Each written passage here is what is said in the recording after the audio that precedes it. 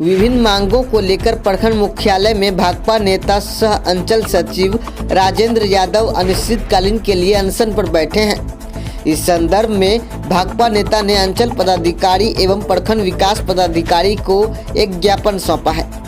दिए गए ज्ञापन में भाकपा नेता ने कहा है कि भूमिहीनों की वासगीत पर्चा दिया जाए। प्रत्येक भूमिहीन परिवार को आवास के लिए 5-5 डिसमिल जमीन दिया जाए। गंगा कटाव से पीड़ित विस्थापितों के आवास के लिए जमीन दिया जाए। हदबंदी भूदान से मिली जमीन बेदखल को दखल एवं बचे भूमिहीनों के बीच जमीन बांटी जाए। न्यूनतम समर्थन मूल्य पर किसानों से धान खरीदा जाए। उप स्वास्थ्य केंद्र वार्ड 10 घोषकी रौनिया बिहार सरकार की जमीन 60 डिसमिल में बनवाया जाए। इन मांगों को लेकर एक ज्ञापन सौंप दिया गया है। हमारी मांग है जो बरसों से बसे हुए हैं जमीन पर उनको वासगीत पर्चा दिया जाए और जो भूमिहीन है उनको जो है 5-5 डिसमिल जमीन दिया जाए। यह क्योंकि आज जो है प्रधानमंत्री आवास योजना या इंदिरा आवास योजना के तहत आज तक इन लोगों का मकान नहीं बन रहा है, कारण ज़मीन नहीं है।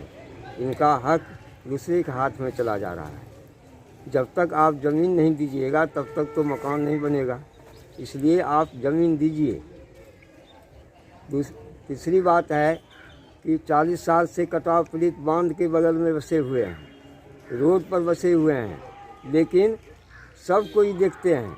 नौकरी करने वाले कलेक्टर हो चाहे सीओ हो 3 वर्ष की प्रतीक्षा करते हैं, अपना चले गए, लेकिन इन गरीबों के ऊपर कोई ध्यान नहीं है। जाइए वहाँ का दृश्य देखिएगा कि मनुष्य का जीवन कैसे व्यतीत होता है। सड़क पर रहने वाले का, नहर पर रहने वाले का, पोखर पर रहने वाले का, बांध तो मतलब वह कितना दर्दनाक दृश्य है, वह देखने के बाद पता लगता है। आप उनको 5 डिसमिल जमीन कहीं जमीन जो सरकार के अनुसार है उस अनुसार ज़मीन दीजिए, बसाइए उनको। आप वर्षों से जो है धरना प्रदर्शन कर रहे हैं, आपकी एक भी मांग पूरी नहीं हुई है। हाँ, तो आज हम 2002 से ही धरना जो है के द्वारा मांग सब कर रहे हैं, लेकिन आज तक इस पर किन्हीं का ध्यान नहीं जा रहा है। इधर कब से बैठे हैं? कल से आप लोग बैठे हुए हैं? कल से हमारा अनशन है। अनशन पे बैठे हुए हैं? हाँ। कितने लोग बैठे अनशन पे? आप नहीं, अकेले हैं। अच्छा। इसलिए यह अनशन जो है साधारण नहीं है, यह जान की बात है। कब तक चलेगा अनशन? जब तक कि मेरा कहना है कि इस इलाके में जो धनिक आदमी हैं, ज़मींदार आदमी थे, 1970 में उनके पास कितनी ज़मीन थी यह आप हमको बताइए, और कितनी ज़मीन जो है गरीबों के बीच में सीलिंग से अधिक ज़मीन बांटी गई, यह भी आप बताइएगा। यदि बची हुई है तो उसको आप गरीबों के बीच में बांटिए।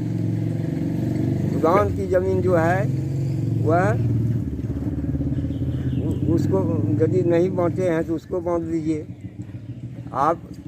यह ऐसा भी हुआ है, सीलिंग की ज़मीन को गरीबों के बीच में दिया गया और फिर उस ज़मीन को जो है से बेदखल कर दिया गया। कब तक आप अनशन में बैठेंगे? अनशन में जब तक इस समस्या का समाधान नहीं होगा तब तक अनशन करेंगे। कोई पदाधिकारी मिले नहीं आपसे? वीडियो आए, सीओ से रात में बात हुई, लेकिन तर्कपूर्ण सीओ से बात नहीं हुई। क्या नाम हुआ आपका? राजेंद्र प्रसाद यादव, भारतीय कम्युनिस्ट पार्टी बरारी कटिहार। किनका उम्मीद कर रहे हैं आने का?